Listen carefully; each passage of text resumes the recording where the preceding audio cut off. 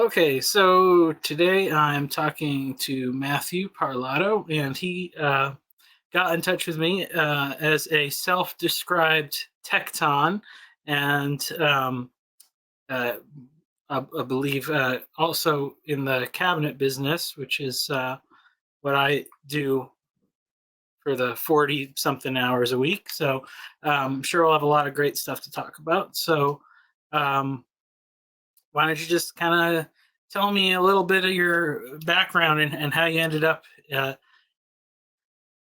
in the business and how you came upon that Tecton title for yourself? It's actually it's fitting for this because I'm actually no longer doing cabinetry work at the moment. That was my first the first trade that really as I say, put bread on the table. As tradesmen, we have, we there's kind of all walks of life in a certain regard. Especially in our culture, it doesn't kind of really promote like when you want to grow up, you want to go mix concrete, or you want to go lay bricks, or so. It's just not quite the narrative. And some of that I think is understandable. I think you could probably meditate and contemplate on that a little bit longer. Um, but yeah, so just when I was down on my out and had failed in a few other avenues of life. Was ready to kind of dive in, full fledged, uh, you know, put my sweat and back and brow to go earn my money. The first trade that I got to was mixing concrete, was doing mason work. It wasn't a long term solution. It was hooked up through like kind of a temp agency. So I just kind of learned, first of all, I learned that if you do concrete work for very long, you become a jacked brother. Like it is very, very physical, very upper body, Yeah. nonstop. Especially if you're not using, the high end equipment or heavy. So yeah, I was just mentioning the first kind of taste on really at a time in my life when I was just kind of a paradigm shift. Really found myself homeless. For a week or so, just. Uh, uh, really trying to restart. Ended up on an aunt's couch, and Oh. anyways, that job only lasted a couple months. And before that, in kind of prior years, still kind of banging my head against the wall. Had done some roofing stuff, selling roofs, chasing hailstorms, some electrical work. But then, anyways, that uncle was also doing cabinetry work, and so after a few months, really, I think a year, because I had a little intermittent job there. We're doing some retail, just trying to pay bills. Really getting back on Hmm. my feet, restarting the journey after a pretty big arrest and conviction and all that stuff. But that's a story for another time. But anyways, so once he opened the door and gave me a chance, I kind of just hit the ground running. He's not the most successful cat. Didn't quite have this same work ethic. So I'm pretty sure it was maybe the second company we worked together with. He moved on to a new place, and I kind of stayed from there. And so, anyways, I bounced around doing all different kind of. The first was commercial. A lot of banks, a lot of schools, and a lot of actual bathroom stalls. So just formica, laminating, gluing, a lot of just what is it? A lot of the board that isn't real hardwood. A lot of Oh. Yeah. glue, and yeah, I'm losing the terminology. I've been out of the game. MDF and all that stuff, or Yeah, there you go, yeah, MDF, yeah. the MDF, and that's one thing that has fascinated me with this realm, and learning some different trades is really the lingo is the realm. The lingo opens up the world. Yeah. Really understanding and being able to navigate those abstract ideas, and then actually apply it. Um, anyway, so from there, that shop, we had a real young badass builder, and he took a liking to me. Noticed that I had wasn't part of the screwballs that were just in a commercial wood shop, never trying to go nowhere. And he was kind of in a thing with his uncle, and like a real high end custom wood shop on the other side of town. Really trying to negotiate and kind of do the man thing and grow up, and try to earn his pay. And one of the things he felt he had to do was kind of leave that shop for a little while until the uncle had called him back to, and with a little bit higher dollar price. And so the story goes is he asked him, said, well, is there anybody around that shop that's worth anything? And the fellow said, yeah, this guy right here. And that's where the real woodworking career took place. That was a custom wood shop. I was in the sand pit for a little while, just finishing finishing the boxes and the kitchen islands and all this and the kitchen tops and stuff, and then once the primer comes on, hitting it again and all the different grains of sandpaper and all that until they kind of prove myself there. Once you're moving around a lot, it's a lot of just reproving yourself, and that's one of the tough parts of this thing we call construction, that we call the trades. And then I haven't my life, I guess, and some of the choices on it too, of course, it's caused me to have to restart. Like right now, I'm actually doing mechanic work. Ooh. But anyway, so I enjoyed that company. They gave me my department after about 3 months. I was doing hardware and delivering, so the face of the company. Being the last person to hand it off to our installers, and things got a little bit personal. There was a daughter of a boss there that I think he was trying to like force the situation a little bit. That probably would have happened anyways if he never even stuck his nose in it. But Yeah. I was just starting on this kind of. I'll give you the years. This is 18 and 17. So I'm just kind of really getting this Jordan Peterson, this new kind of more meaning way of looking at my life. Though I'd already been rebuilding my life from about 2015 before I'd ever met or heard of Jordan Peterson. Um, Mhm. my choices and situation kind of necessitated a restart and a rebuild before I have had a YouTube channel to pay attention to.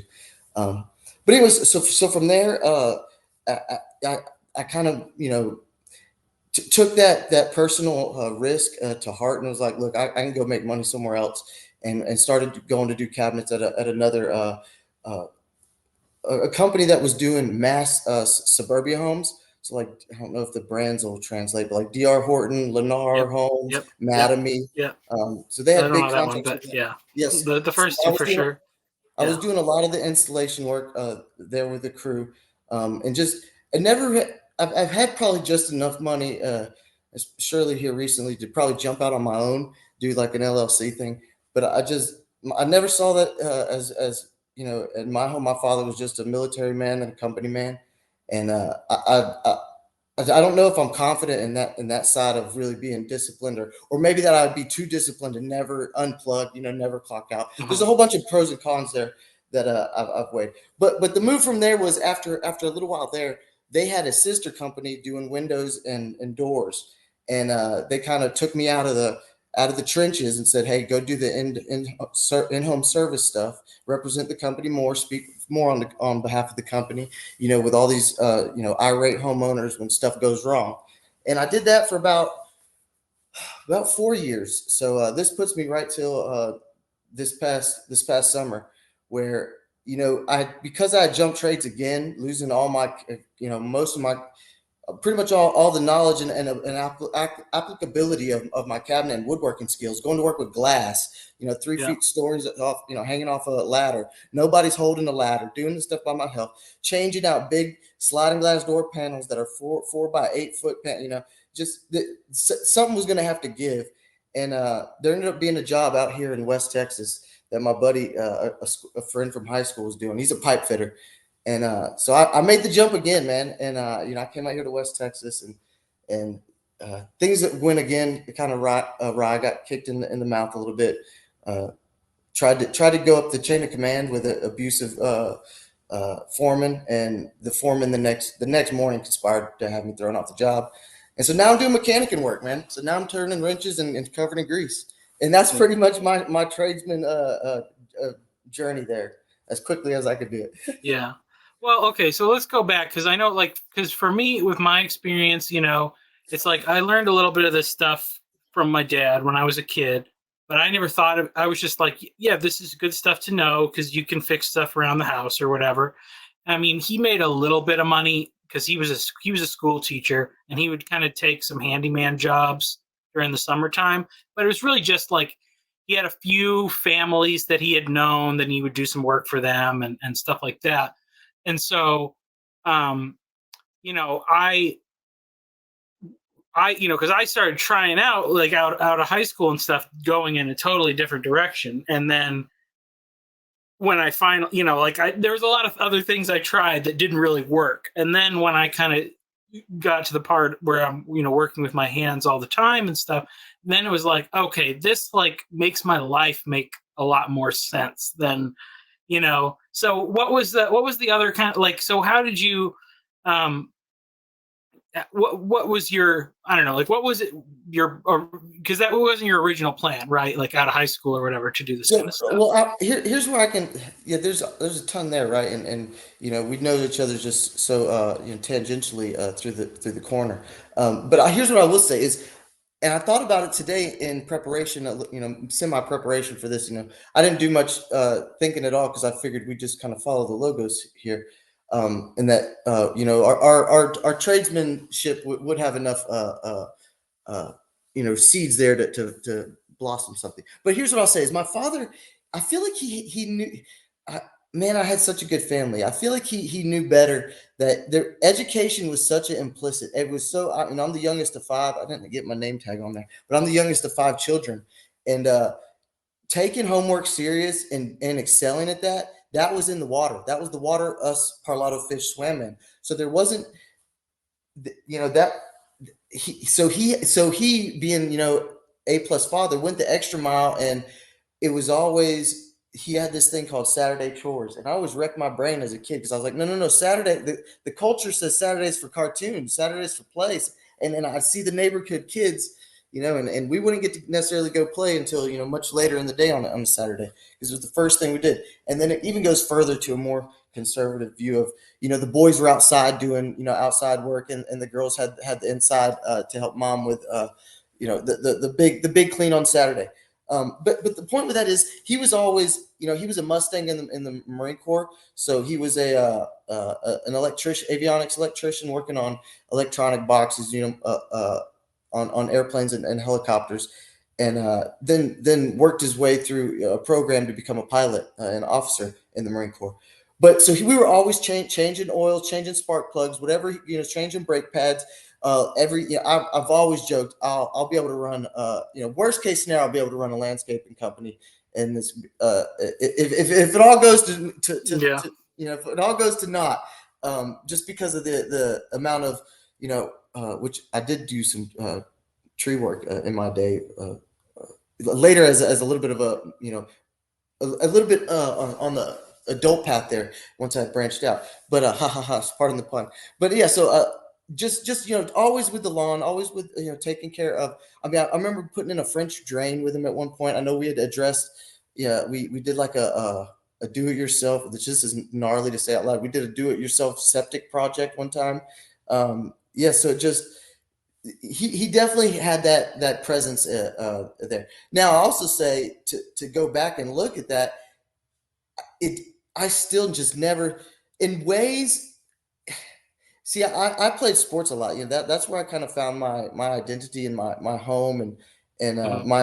uh, my purpose as a young man, and my, for better or worse, and where I had excelled. And so my embodied stuff was always there. And I think when I came back to life had brought me back to say, hey, you're about to go use your body, you're about to go use your body every day for work. That I feel like I took that uh, more of a stance and orientation to it. But I did also fall on like all these just almost implicit, even though we were doing explicit things. I mean, he would let us, he had a nickname for us, what's oh gosh, the guy that disappears, Houdini. Yeah. After about 20, 30 minutes, he might have to yell around, where are you for the task or whatever.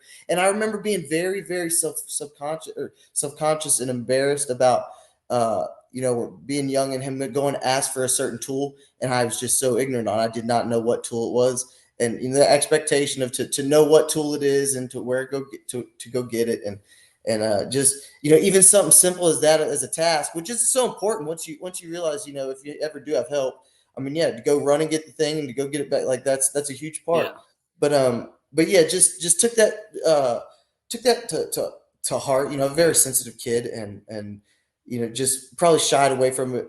More so for reasons like that. Just and the whole clashing with your dad thing, and I struggle with this, and this is stuff we can talk as in TLC. I struggle with this. Is that is as much of a perennial thing, or is that as much of a cultural symbolic structure? I don't know if you know, I, I struggle with stuff like that. I don't know if the rebellious teen is more of a Westernist, is more of a Faustian man versus more of a, the divine nature of the human story. I don't know if that landed. Yeah, no, I mean, it's interesting because I mean, I think, and it's, I've had to process a lot of stuff with like, and I always said like, because I felt like, I don't want to say I felt resentful or anything towards my dad. He's like, I would say, like my parents, I think they were great parents and they did the best they could with everything. And their most biggest concern, because like it took me a while to figure out like the path to like an adult job and like all that stuff, and because their focus was more on like they just wanted us to love Jesus, and at the end of the day, that because that was such like a they both got saved like in kind of radical ways or whatever when they were in like college, and so at the end of the day, like I do agree, like yeah, that was the best. That was the best legacy that they passed on. But I also, as I've thought about things, like I think just the acceleration of change, like culturally, has gone like so fast within like our lifetimes, and compared to our what my grandfather was able to teach my dad was still relevant. I mean, he was growing up, in the '60s, and that was like a pivotal time of change. But like the way that things have advanced so much further, um, it's like parents, there was no way to prepare. Like, how do you prepare your kids for life in the internet age if you didn't grow up with the internet? Like it just there's no way. And so so I think there is a little bit of that, or even it's like, I mean, I'm guessing your parents are probably pretty similar age. They're boomers or whatever, and there's kind of like the okay boomer thing, and like everything was easy for them, and it just doesn't translate. That's Which right where I was gonna go. yeah, Yeah, yeah. So I yeah, mean, yeah, and honestly, it's like, man, it's been tough because I've thought about it. I just keep thinking about this stuff, and I almost feel like the weird thing is that they were unprepared in some ways because like all the generations before them were like so used to these hard times, and they taught these kind of like disciplined behaviors, and then they taught the boomer generation those same like disciplined behaviors, and instead of it being like this is what you need to do to survive, it ended up making them like all super wealthy and successful, like life was easy, or there was it a was very. confluence. There was a Yeah, confluence of things going on there. yeah. Yeah, yeah. But go ahead. I don't want to interrupt your thought then. Oh, well. I mean, it's just like, because I remember like thinking like because I had struggled with some jobs, and like I remember I was working at a call center for a while and just making like phone calls, and then I had to do some training or something with this lady, and she was an older lady complaining about how she had to take such a pay cut from this job that she had for like 20 years or something. And I'm spending time with her. I'm like thinking, this lady is incompetent. Who would pay her like four times what she's earning now? Like that's ridiculous. But that was just like, that was the era. Like you could have like anybody could get a decent job, and if they weren't like totally screwed up, like, and they could keep a job and have all the things. And it's just the rules have just been changed or whatever. I think in our society. I think the exponential change of, like you said, of kind of cultural necessary knowledge and really paradigms is definitely a factor. I also think this is what I was also going to say. I also think there is kind of a more trendy thing, and I think there can be some merit to with even acknowledging what we just acknowledged with the, it was tough for them to prepare, and I think it's going to be even tougher for these families today, to a certain regard. Is that kind of like you said, beating up on the boomers a little bit? I think you can kind of, and I think, like I said, I think I can put my hat on and take them to task a little bit too.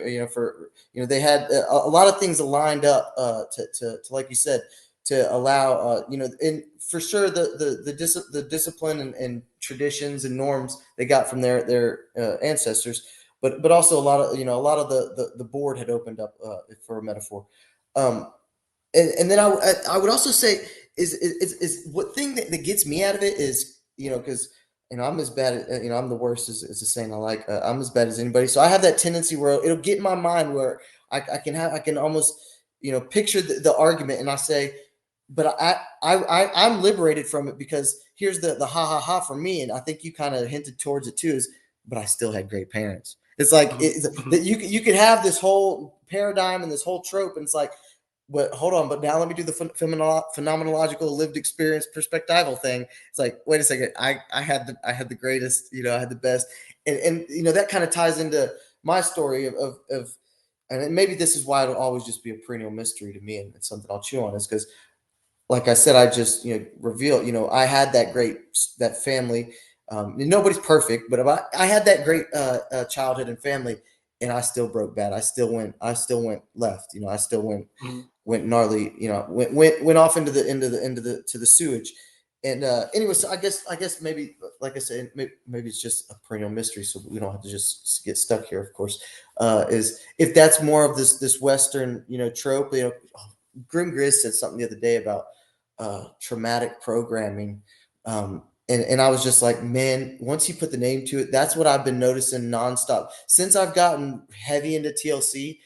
The pop culture stuff, it's the thing that I get probably surprised with, that I used to be a pretty big hip hop fan, a long, long time ago, and now I completely don't listen to hip hop. It's like the tropes and narratives that are being spun in that art form. I no longer enjoy.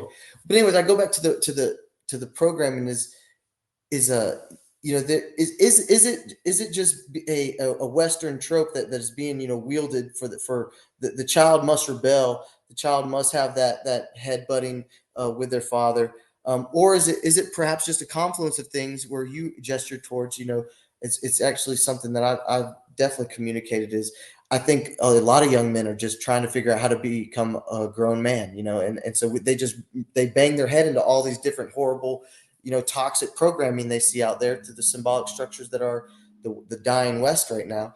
And yeah, so I followed a lot of those symbolic structures. I didn't follow the one that was right in front of me, the great, I had to reconnect with that. I had to remember, that I had good masculine, idols to embody, and try and uh, try and embody their values and the way they handle themselves through life. Like I had all that. Um, I guess to try and bring back to a little bit of the trade stuff. The Tecton I immediately identified with, because I knew that I was jumping around to just becoming to, I'm just working with my hands. Once I'd moved around enough trades, that I wanted to get kind of snarky with the Jesus was a carpenter saying. And you dig a little deeper, and as they say, actually, Jesus was a tecton. And then I think you can go to the Hebrew, and there's a even more specific breakdown of it, if my study was right. But yeah, so I would just say, to kind of maybe tie both of the threads together. Let me see. Is that implicit, those implicit things going on, even though there was never, I would have bet a paycheck that, when I was a young man, I was going to be a football star, or going to be on a football coaching staff, or working somewhere along, and once I got the words and smarts about it, kinesiology, kind of doing training stuff. There was no way I was going to be a tradesman, work, sweating and getting dirty, my hands and elbows dirty every day. That just again wasn't in the symbolic structures that I was bathing my attention in.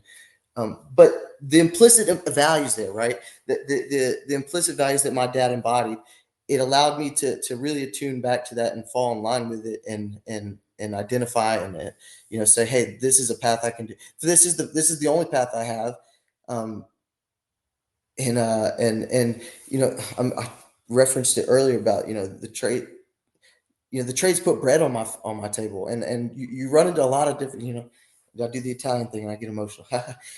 You run into a lot of different characters in this life of being in the trades, and I was one of those other kind of characters. I didn't sleep on a bed for 3 years. One of the main guys that taught me in interior cabinetry, at least when I was learning the basics, was a guy who was struggling with a very bad drug addiction. Uh, uh, and the thing is you take this serious and you pass it down with your work ethic and your knowledge, because you bet on yourself that I'm gonna work hard, and I'm gonna learn as much as I can from anybody who's around to learn from. And this fed me. And so yeah, I just if there's something in my heart that I'll always be a tradesman now, no matter where this journey takes me. Mm.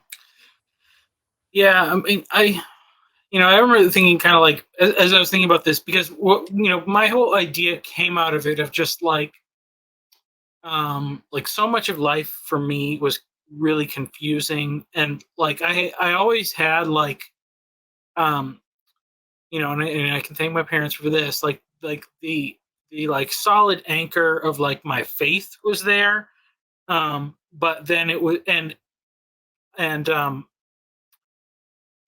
but then everything else was just really hard for me to navigate, like figuring out like um and because I love you know church so much, like the whole thing of the culture. That was what I went to school to study, like to be in ministry.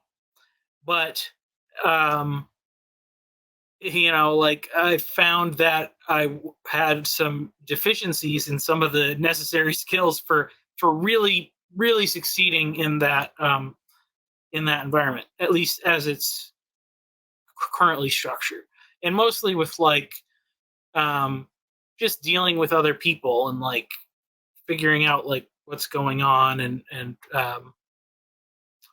like it's a pretty important skill, I would say, in a lot of ways, if you want to do that kind of stuff, having like people skills.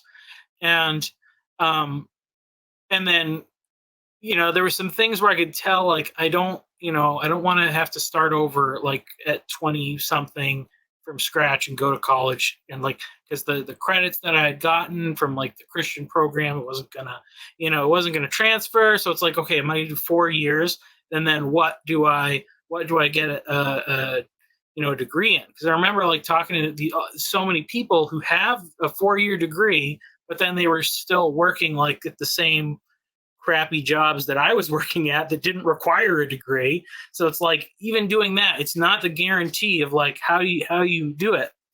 And then when I started uh, working more full time, making things and working with my hands and stuff, it was like, okay, this makes sense. And I think um, I think like we talk about like this meaning crisis stuff. Like the meaning crisis, as far as I'm concerned, is like I think of it as like a luxury problem, because the meaning crisis is what happens when people have all the normal stuff that you're supposed to have a happy life, success and career success and wealth, and yet you don't feel it doesn't make you happy, so you have a meaning crisis.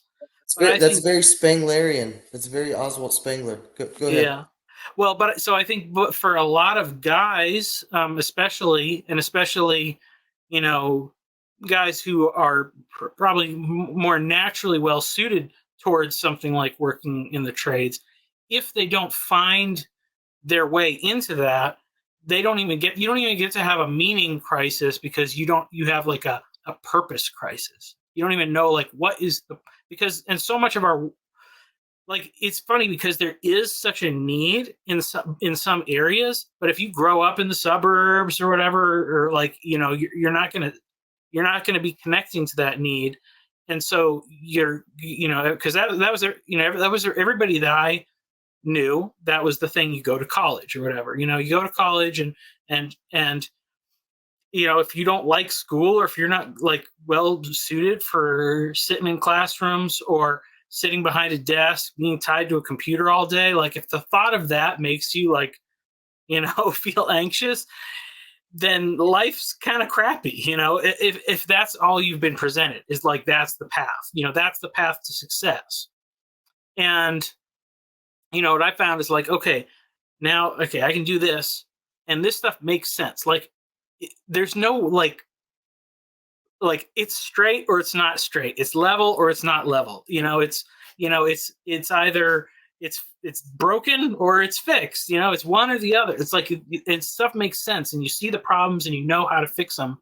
And I think that when you start like from the bottom up, and this is even the thing, like they call them tectonic plates because it says it's like a tecton lays a foundation. That's why they call them that, which I think is As just in, it's yeah. funny because it's like scientists that don't believe in God said, well, it's all the world is like it's like a craftsman laid a foundation. That's how our world is built. And it's like, yep. And he had a name too. Yeah, his name was Jesus. But like, you start from that. You start from the thing of like, hey, this thing was broken and now it's fixed. Like, and that makes sense. And like,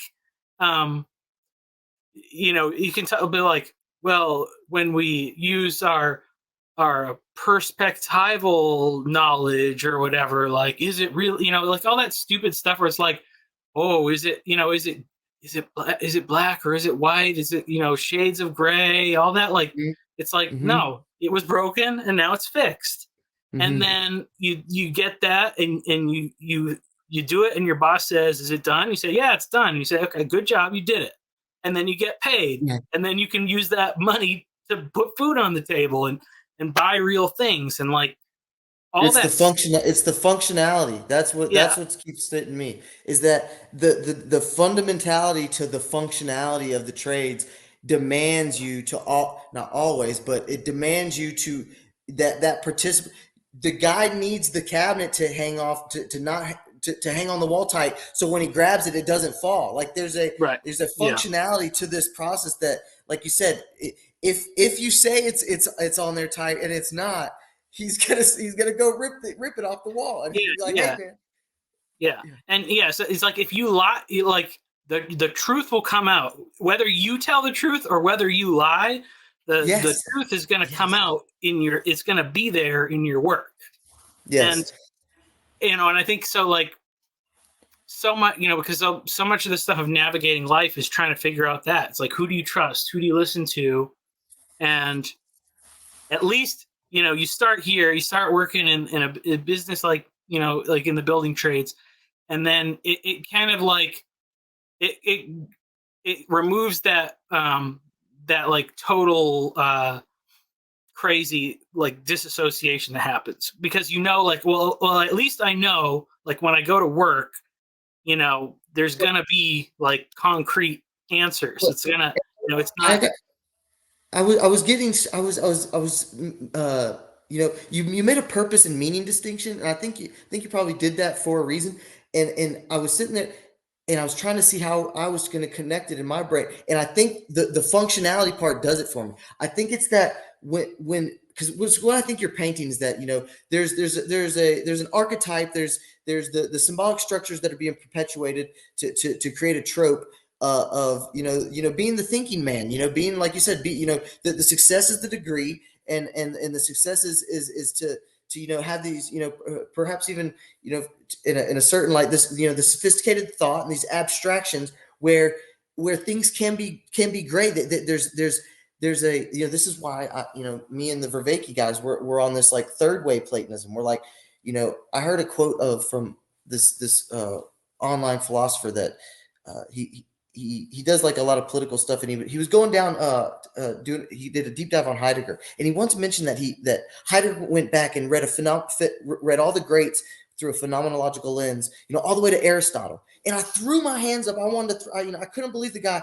I was like, he didn't go to Plato. He didn't read Plato. And that's kind of what this move this philosophical movement is doing, is to say, no, there's a phenomenological relationality that life has to function. Like the man who's sitting there struggling in a purpose crisis is because he's missing the whole point of the meaningful life is to be a functional human. Like, hey man, maybe you shouldn't be uh, you know investigating gender theory. Maybe you shouldn't be doing rent chasing on Wall Street. Maybe there's in deep inside you of whatever we are, you see the fracture of functionality there. And not to sit here and get on the sustainable idol or whatever, because I think there's even the paradox there of kind of where the right brain sits you with, like, this has to function. This chair has to work. Somebody has to sit on it and has to rock. And it doesn't have to last forever, because things aren't going to last forever. And maybe it could break, it's so there's, and it's not going to be perfect. That's one thing that me and you or excuse me, I don't want to speak, that the trades definitely have taught me, is the notion of perfect is like, Mm-hmm. man, you better have the ideal and you better aim high and you better asymptote close. But if you get stuck on perfect, you won't build anything. You won't sell any job. And so, yeah, I think there's just it's like it's an implicit regrounding, is the way I want to say it, that I think, I guess I haven't really thought about it hard uh, until you mentioned doing a conversation, because and I do this thing with, I'm in this area of the country where everybody's bilingual, and so I always have this little line. I say, which one language do you think in? And I know that's not the exact same, but I think it might be analogous to what I'm trying to gesture at here, is there's a way of thinking for a handyman, for someone who's got to, there's a way of thinking to where I think there you're much more deep with the most meaningful things, and less worried about a neurotic purposelessness, where I think purpose is a vector of meaning. I think you can even get into the cog sci technicalities of uh, uh, coherence, significance, and purpose is like the three main vectors. And then if you throw in what do you participate in that would you like to be around, once you're gone? I think that's like the four defining factors of meaning as goes cog sci so far. I talked for a little bit. Yeah, I mean, yeah, I think, well, it's like the functional thing about, is that, like, because I think we always have this idea about like what is the meaning of life, is we have about that, and it's like this thing that you have to go sit on top of a mountain with some guru, and it will be revealed to you or something. But like, when you go to like the functional aspect of it, or well, just a step back from that. So, there are these people that have a meaning crisis, and they could be, really, I think it is like nobody's having a meaning crisis if they're trying to figure out how to actually pay their bills, put food on the table, how to, figure out their career, because that's the crisis. That's the crisis that they're working on. It's like survival for, or whatever, So that's why I think, say, like a meaning crisis is like a luxury, because you don't feel like life is you might be depressed because you're like not succeeding, but you at least know like what success is. If you have no food, or if you have no place to stay, you can very easily identify what success means in relation to that problem. But when we get to all this, other stuff where people are having this meaning crisis, I look to what are like the solutions that people are saying, and the solutions that people are giving are like, you have to take care of your health, so you have to be exercising. So it's like, so think about this. It's like you have to sit in front of a computer for 8 hours a day. You can get paid not so much to a whole lot for sitting in, but whatever. you sit in front of a computer for 8 hours a day. But in addition to that, you're going to have to find time to exercise because your body's been sitting in front of a computer. And you have to figure out how to eat not just junk food because that's going to make you feel bad. So you got to like take time to figure out the right groceries and cook and all this stuff. And then you need like a social life because you're lonely. So you got to find a time, whatever it's like, if it's going on dates, if you're trying to find a partner, or if you're just trying to find friends, finding some nights of the week where you can go and do these things. And like, you're supposed to take all those things and like add them on, and that's going to put meaning into your life. Or you could just like spend all day working, maybe with other people, your body's getting the exercise, you're working up an appetite where you're you're digesting that food properly, even if it's the little taco truck that comes through, and you're solving problems, your brain is like going, you have people you're communicating with, so if you get the opportunity to be working together on projects, you get that like community aspect. And that's even my thing, because my whole thing is figuring out like, hopefully you're learning from somebody and you're teaching somebody, so you have that kind of Mhm. Mhm. vertical relationship too. But then it's like, you're not going to have a meaning crisis if that's what you're doing, and if you can do all that, you may not be rich, but if you can survive and you can have normal things and hopefully like be able to have a family, like, I that's you're going to be a I think healthy person. I think I see what you're saying now. I think it finally landed real clear. And I mean, I don't really have I mean, I got some things to say, but first I want to say is I think you're right. I think I see what you're painting now a little bit more, and where my brain took me. 'Cause I want to say again, I think the image you just painted is lands very well for me. Where my brain went is there's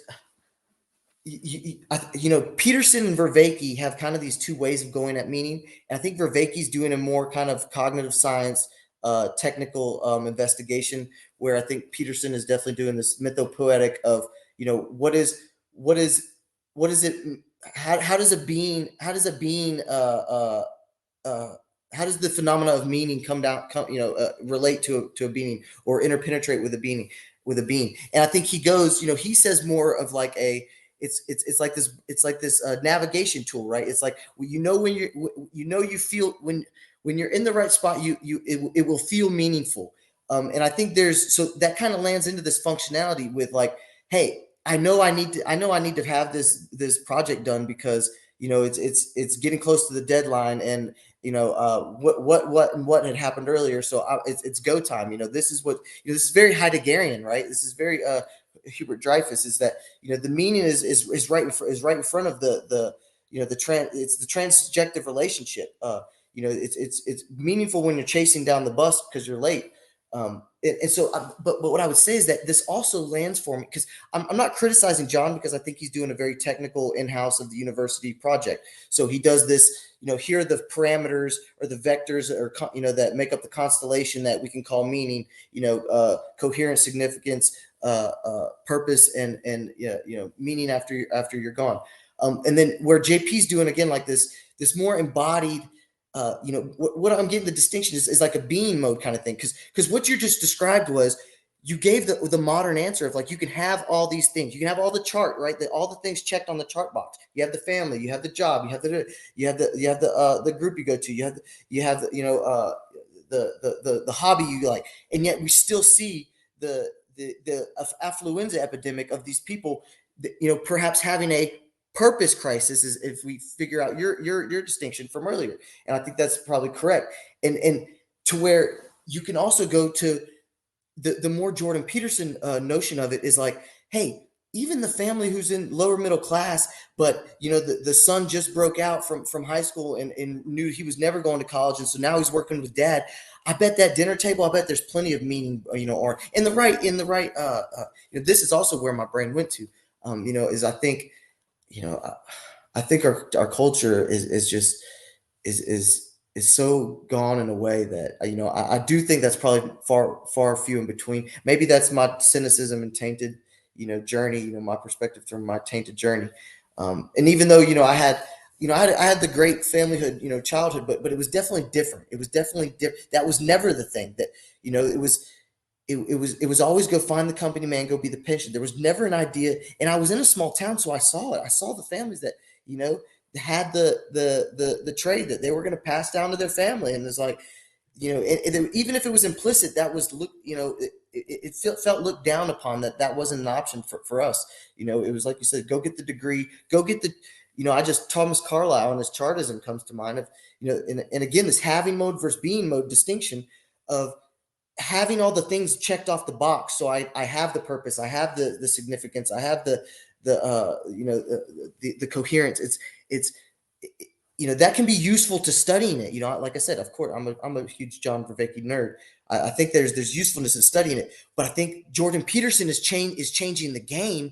He's affecting reality because he's saying, hey, look, this is a being mode thing. This is how you need to interface with again, haha. I think JV has a lot of this in his stuff, but this is how you need to interface with the world to where you will wake up to what is meaningful. And I think, like you said, if you get that right, there will be no lack of meaning. And I think that's a very JP thing. I think that's a very Jordan Peterson notion. Yeah, I mean, well, yeah. So yeah, the thing. So my things that I thought of is like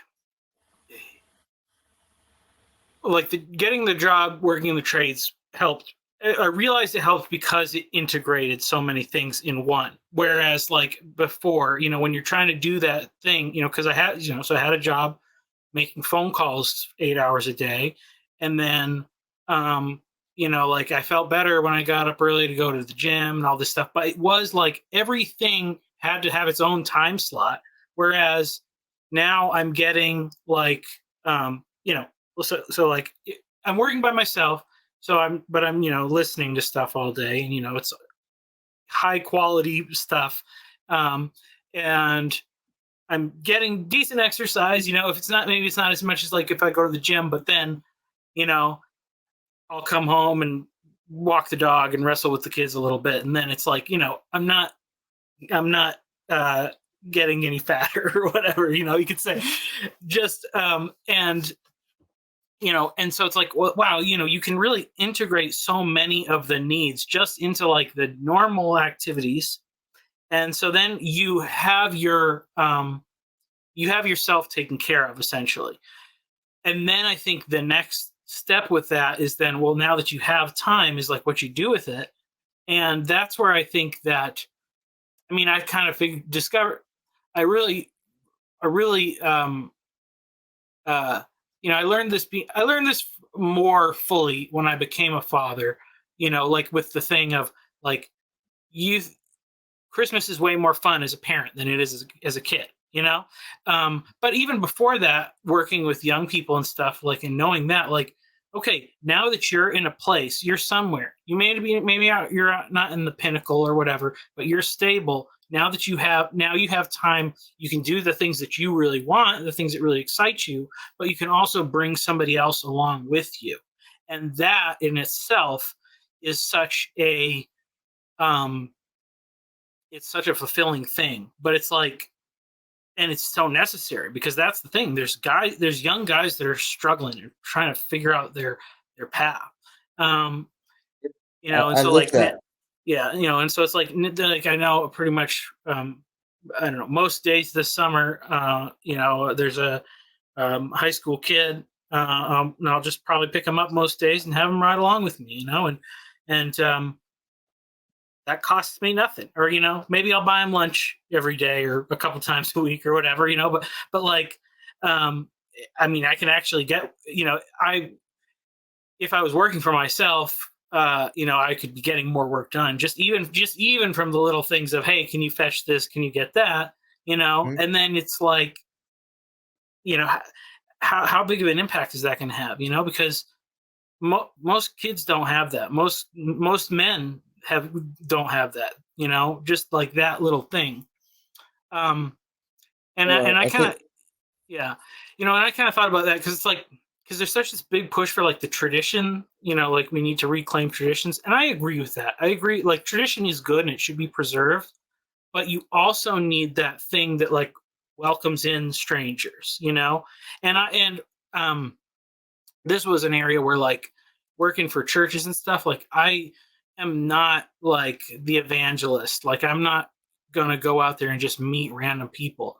But if it's like one person and I know that I actually have something that I can share with them that will help like in these skills, I can do that. And so that's like, man, that's such a win. And then it makes me feel better. Like, hey, that's a really big purpose and meaning to help somebody else. That's kind of like the heart of the gospel. Making disciples. So No, I like that. I like and I like your analogy with church. It's it just reminds me I gotta do better participate in my church community. I don't know if it's a Catholic thing. I don't know if it's my perception of how I was raised in the Catholic Church, but and actually my father when he was younger he has stories of him and his family participating a lot more. So perhaps we just didn't do it in ours. But yeah, I think you're right. It's that. We people have their different skill sets, and so it's good. Man, is it good when you find a place where I mean, it's that belonging too, right? That's another huge factor of the human experience. It's like I found somewhere that feels right and feels like I can participate in the good. I can offer the good. I can relate in a good way.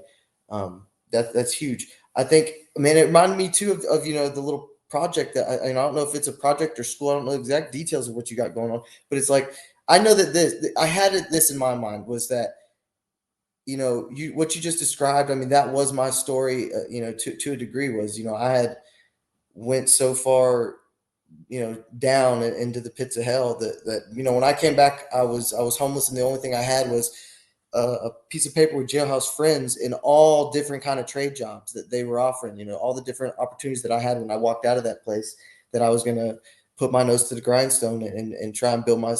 So I had meditated on it a good while when I wasn't locked up, and so I think that that project is very useful because what I had in my head was that if I ever do the LLC thing, if I ever do jump out on my own, is I would embody a very similar narrative to what you just described. Is I would want to have me an apprentice and say, hey, look, man, this is what we're gonna do. I'm gonna teach you how to bust your butt. I'm gonna teach you how to do it the way I learned how to do it. And then you're going to go out and become no longer apprentice, yeah, because that's the other thing you see in different construction uh, uh, industries and companies is the guy who's being taken advantage of because of his who's not getting helped. He's stuck in the same place, and the company knows that, and the company's got their finger on him because of that. They got their thumb on him, and so you just see that that guy will be there forever, and that part kind of was just a an eye opening experience as well. Is that you have to you have to want to keep striving. And I think once you get to that spot, like you said, that's the goal is to pay it forward kind of thing. I'm sure that's a very Christian trope. I haven't, I'm very new in the reclaiming my Christianity, disclaimer. So I got yeah. lot to learn on that. Well, yeah. I mean, and I, it's like, it's kind of like us, what I was saying before. Like, you can learn the truth. If it's broken or if it's fixed, you're gonna like learn the truth. Either whatever they say about it, you're gonna learn. Like it works or doesn't work. And so, like from my own experience, a lot of this was me thinking about what I lacked. Because I really, really could have used a mentor or something, and I didn't have it. And so I had to kind of, it took me. I figured out my own path, but that was hard. And so I don't want it to be so hard for the next guy. So I just think about like, man, I want to be the person that I wish I had. Or if you had that person, the best way to honor them is to do the same thing for somebody else. So yeah, so if yeah, so I'm still kind of trying to figure out the formula for my plan or whatever. At this point, it basically like I have enough stuff that I'm just gonna put it in like a book, like self-published or whatever. to just kind of have the plan. But like I want to do like my version of a thing, but I want it to be like anyone can do it. And basically, it's just get somebody hooked up with like a mentor, or get young people plugged into some of these like apprenticeships or whatever, and trying to and have it be connected to a local church, like um, just I think so it's a you huge have. factor. Yeah, and Good wrinkle. in my thought of this is that in a lot of these churches there probably is some guys that they're not getting called up to be on stage and to do whatever or whatever, but they have that wisdom, and it's just going to waste. And so for those guys, for those older men, I just want to like encourage them, like it's like such simple things that you probably don't think of as like valuable is so desperately needed. And like just even and it's like it could be like if somebody owns a business and they could take an apprentice 40 hours a week, great. But but if not, it could be, hey, I know how to patch drywall, and I know how to do this and that, and maybe there's some old lady in the church that needs something done on her house, and why don't I just grab this teenager and have him come with me, and I'll show him, and we'll do that. And it's like it's the same thing. You've integrated like three Yeah, things together there. I see where your project can stitch that together. I see that. Yeah. That's beautiful. And I think you're dead on the target, man. I love that. I had a dream thing of kind of like an after school program on a little bit of analogous, like you said, looking out for mentorship and I was be like basketball and just theological and philosophy. I think a good wrinkle. I mentioned a great wrinkle in there. I think you said was tied to a church. I think that's huge. I think there's obviously an implicit church body and community there, and it's in the church's nature to take out. Hey, even if the kid doesn't go to the church, he signed up for the mentorship program. Here you Yeah. go. And then it also, here's what I want to tie in. It reminded me of the South Park episode, right? It's like you're on the target, man. It's like there's a there's a need for this. There's a famine for it.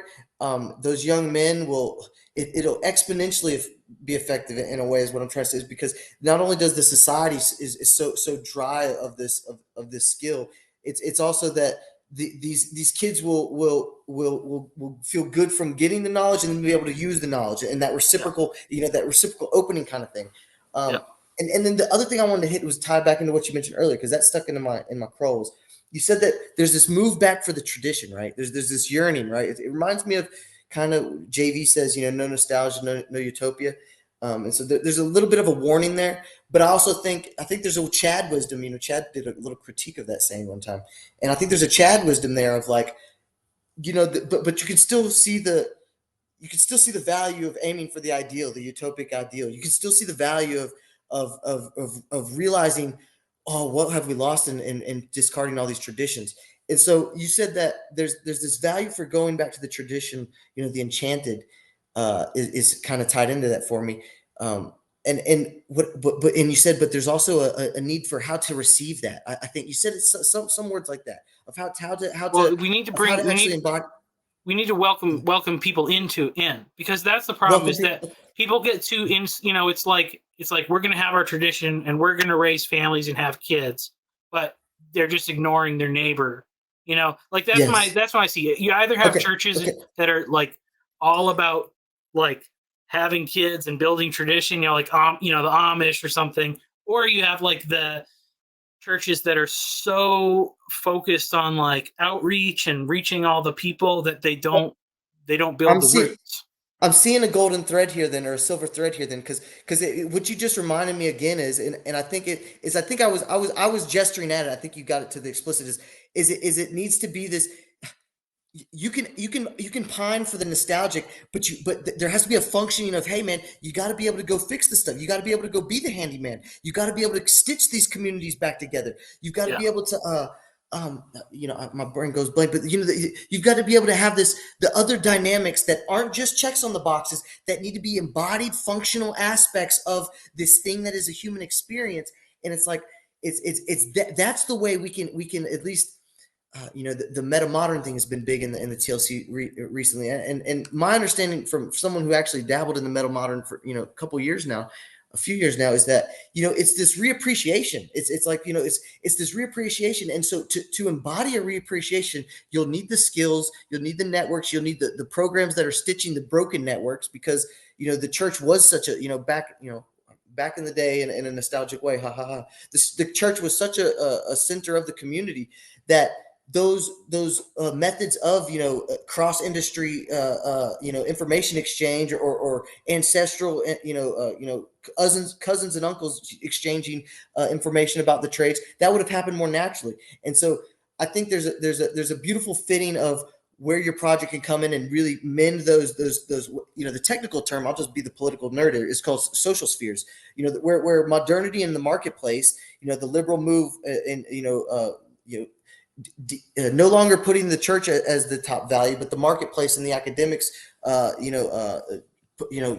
the parameters of the marketplace at the top. It's like, all that does is just keep on cutting the social spheres. And so I think your project is a way of putting a patchwork to that, and that patchwork where hopefully in the right way can really at that personal level of the experience of this kid and that old man, embodying a functionality of being in the community, and really appreciating that tradition. Something that I think we do have to get back. Something that I think is a meta modern move is to truly appreciate that tradition. It's the cycling of appreciating all these different worldviews. Yeah. Well, yeah. You know, I'll show you. So this is like the metaphor, the example I started working on in my writing. We have a kind of funny idea when it comes to like this tradition and stuff like that, because we get caught up with like these big things, like cathedrals, and like did you watch Paul talking with Redeemed Zoomer? Did you see Mm-hmm. that? Pretty You know, buildings. that was the best conversation I'd heard with him, which to me just shows like Paul is better at actually drawing the meaning of the thing out, because like a lot of the other people I heard interview him, it just seems like they wish they had pretty buildings so that they would have like street cred or whatever. I don't know. But like there's something to that, but it's also like I think it misses some points. Or Mm-hmm. well, because what we think of is like what lasts and what's permanent and stuff. And you think about like, okay, the pyramids. Pyramids are so old and so big and permanent, and they're still here and they're going to survive for a lot longer. But we don't know how they made the pyramids. That knowledge is gone, and at the same time, if you go out into the desert in Arabia, there's like these Bedouins that have been living in tents literally since the time of Abraham, and and their tents aren't permanent, but like that is a lot. That tradition lasted a lot longer than the like permanence of the pyramids or the cathedrals or whatever, because really what it is it's like that knowledge you have, like you can't, like institutions are good for what they are, but if the institutions don't take like the institutions take like the knowledge and they externalize it. So now the knowledge and everything that the institution has to offer is in the cathedral, it's in the books. But why, like, but even to say, like, why have those churches all gone like so liberal? Why aren't they preaching the gospel? It's because they took all the tradition out of the people. The tradition exists in the buildings and the books and the institutions, but it's not in the people. And so that is the place that you have to invest your tradition. Your tradition has to be about people, and then you can, and then it's if it's a tent tradition instead of like a temple, a tent can go anywhere. A tent can I don't adapt know to if you different circumstances. I don't know your denomination, and obviously in TLC we don't do that super debatey stuff, and that's not my point for this. But and I don't know, I don't know if your point was, what just hit with me is if that was if your argument there was analogous to what Luther was saying, it finally landed for me.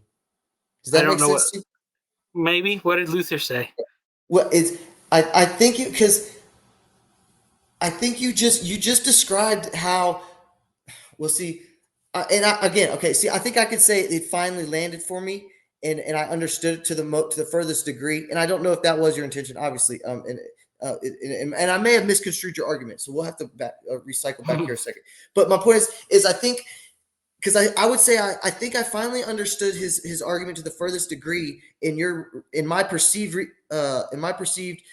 recapitulation that you just offered, in that he describes the fact that it's not the institution that the institutions will and always to a degree are not are not the are not the totality of what's special in it. It is the persons. It is the persons and the Yeah, relations. Now, what I would say is, I guess where I would still hang on is that, but you can make that notion. You can have that revelation, and if you're burned at the stake, you can go down as a saint, and he doesn't go down as a saint because he protests and revolts into a schism to where you break. You can point. You can because here's the thing: you can have the magical revelation that you just articulated for me, even if you didn't mean to, in that, but you still don't have to say, so let's burn the church. You can still say that the institution has lost its way in that. Because I think the way it hit for me too is that he was just recapitulating the Jesus thing. As Jesus was calling out the Pharisees and how the law of Moses as an institution had forgotten the embodied magic that it has to interpenetrate with the persons, that you're forgetting, you're systematically taking out the thieves and the prostitutes, when the whole goal of this thing is to say the thieves and the prostitutes need us, brothers and sisters. And so that's where your recapitulation landed for me, is that is the institutions must be, they become slogans, they become dead words, they become only perpetual, and everything is exterior and hollow if you don't take for the fact that the persons are continuously relating and updating and navigating with it. That's where yeah, it landed from. yeah. I mean, well, so, yeah, because see, the thing is, like, because I really do value all of these traditions, even though it's like, every person is going to maybe feel like one particular type of expression of church or whatever resonates with them. One person walks into the Orthodox Church and they feel at home. Mm-hmm. I'm more feeling at home like in the more modern churches, but this is just my experience, like, so I in no way would I want that. If I don't want that church if it's doing what it's supposed to do, and if they're preserving not just the building and not just the artwork, but they're preserving the living tradition of the living gospel, in the Mm-hmm. community and the people. I want that to keep going as long as possible. And I think having like all the varieties available to me, like, and this is kind of like the meta modern move within Christianity, is like a big like ecumenism, that like because my thought is, even like with the thing, with, like, let's say you have 10 churches in a town or whatever, and they're all different, and each one of those churches has some guy that can provide mentorship for somebody. Well, then you have all those 10 guys meet somewhere, to represent the program, and maybe you can do stuff together, have some classes or things like that. So small And town economies used to run. yeah, yeah. And then you have all these different churches, and there's talk and there's stuff like that. And then it's like you have the kid who, for whatever reason, like, he grows up in the Pentecostal church, and he's like, I don't get this, it doesn't make sense. And the pastor of the Pentecostal church says, maybe if you try going to this Greek Orthodox church, you might understand, you might connect better.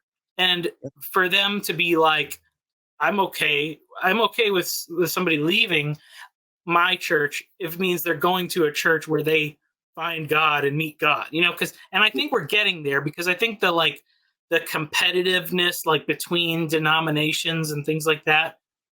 I feel like, I mean, well, I guess as I did experience this because like growing up in the Northeast, it's more like post Christian. So it was like if you find you know if you're in a church and you want to do something together in the town, you got to work with the other churches because no all the churches were small. Nobody had the infrastructure to be the big show, Yeah, and the death of the wasps. yeah, and you have to put your differences aside because because the culture is so set against Christianity in general that your Stigmatized. former enemies are clearly become allies. When we Mhm. see kind of this sort of thing happen with like the political, on the political side of things, but I think that there's a lot more that could be accomplished through that kind of move. So, Yeah. but you do need to preserve all those different flavors and all those different things. Yeah. Yeah. Yeah. I think it's there's a what's coming up for me is this creative tension, this tonos, this metaxu, the perennial problems that we always that these poles we always have to navigate. Because I think you said, that, like you said, you want the flavors and the tradition. They matter, that there's something there. I mean, there is something. I mean, I'm from a Catholic, and I've gone to divine liturgy here recently, and there's something about, and before that I had fallen in love with these just Gregorian chants. I think there's some of that in Catholicism, but the fact is you can just, once you enter a certain, I like the term existential stance. Once you certain, a certain orientation, I just think you can appreciate these things deeper, and you see the value. And so there should be a way to love that. And then, like you said, and then also, keep the distinct flavors. And then the tension of what you're getting at, which is, where I technically had landed, in this kind of like the Zen, Christian, this, Christ is the eternal Tao, is like, if the spirit of, this is how I was led. If the spirit of embodying the message that Christ was here to relay to us, if that's there, then I call you a Christian. It's like the no true scope is like, no, I don't do the no true scope. It's like I do the, hey, are you? It's in a way that's very, very Protestant, by the way. That's very, Mm-hmm. that's the whole joke of PVK. It's like we're the whole world's Protestant now. They changed the world, and so I think there's I think that what happens is, or what I'm seeing land, is that there was almost maybe a throwing the baby out with the, I think that's kind of what I just articulated with the Lutheran example, or at least my opinion on the Lutheran situation, is a throwing the baby out with the bathwater. Is that Luther could have protested and say, look, we've lost the embodying the magical message that Christ was here to relay to us. We've lost that embodiment. And uh, I'm gonna restart a whole, I'm gonna reform a whole new church to try and recapture that. Or you guys can take notice, and we could do an inner reformation, which by, I guess, later history would tell that Catholicism would, and its scholars and leaders would have to wrestle with the Reformation.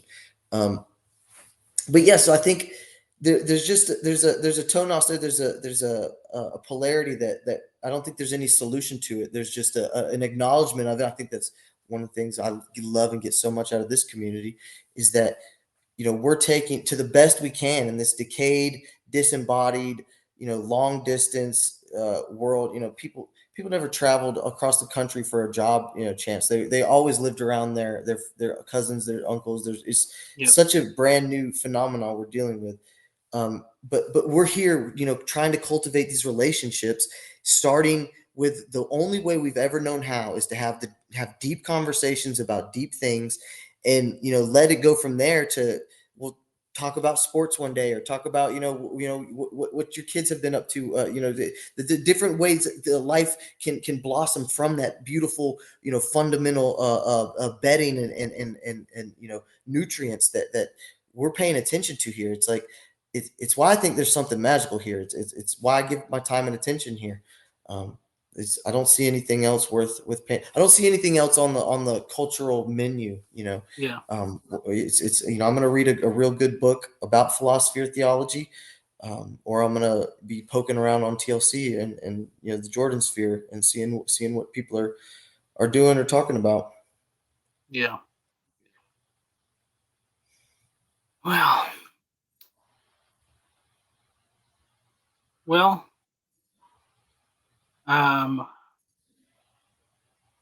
I mean, it's been a good conversation. I don't know. Do you have more things you want to share, particular, or Well, are you feeling we just we could try and scratch for some more. We could just try maybe do another one another time. What do you think? yeah? Um, well, I think we both probably have to get up fairly early, so Yeah, um, how about that? What about we yeah, just maybe in a month or so, or if earlier, if you feel the need. Like I just texted you, you know, I got the bachelor yeah, schedule. I know you got the family, man. But yeah. yeah, if I ever get something, thinking topic or something, I'll shoot you a text or something. Okay, awesome. Well, I've really enjoyed getting to know you and Yeah, hearing a I little had bit fun. about stuff and chatting with you. So, I had all fun, right, man. we'll do it again another time. Thank you, buddy. Yeah. Have a good evening. Good night, Michael.